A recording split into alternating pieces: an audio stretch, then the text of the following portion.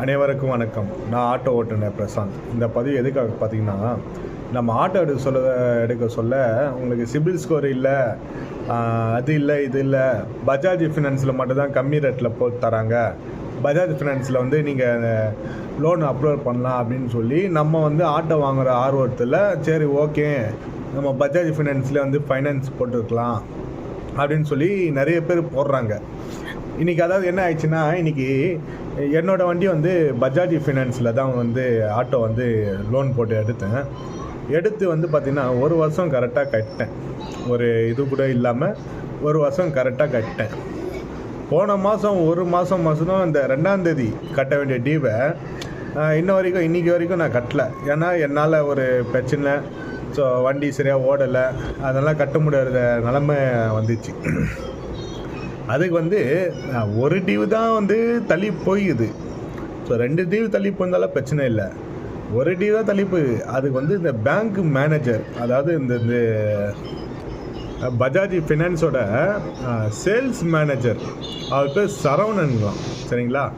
நம்ம வந்து வடபழனியில் ஆஃபீஸ் இருக்கான்.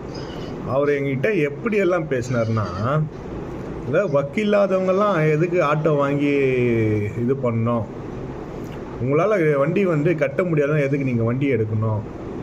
நான் அப்பயே அவர்கிட்ட ரெக்வெஸ்ட் பண்ணி, சார் இந்த 1 மாதம் தான் டிலே ஆகிருக்கு, 2ஆம் தேதி வந்த பிறகு 2 EMI சேர்த்து நான் போட்டுறேன், அது மாதிரி டிலே பண்ண மாட்டேன் சார் சொல்லதுக்கு அவர் அவ்வளோ ரூல்ஸ் அண்ட் ரெகுலேஷன் சொன்னார்.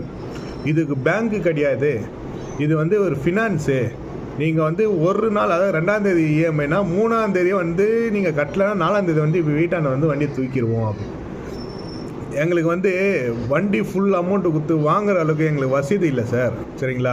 நாங்கள் EMI போட்டு தான் வாங்கினோம். 1 மாதம் தவற தான் செய்யும். யாராலையுமே ஸ்ட்ரெயிட்டாக வந்து கரெக்டான மாதம் வந்து அமௌண்ட்டை போட்டு எடுக்க முடியாது, டியூ கட்ட முடியாது. அப்படி கட்டுற மாதிரி இருந்தால் நாங்கள் நெட் கேஷ்லேயே கொடுத்து வந்து வண்டி எடுத்துகிட்டு போயிடுவோம்.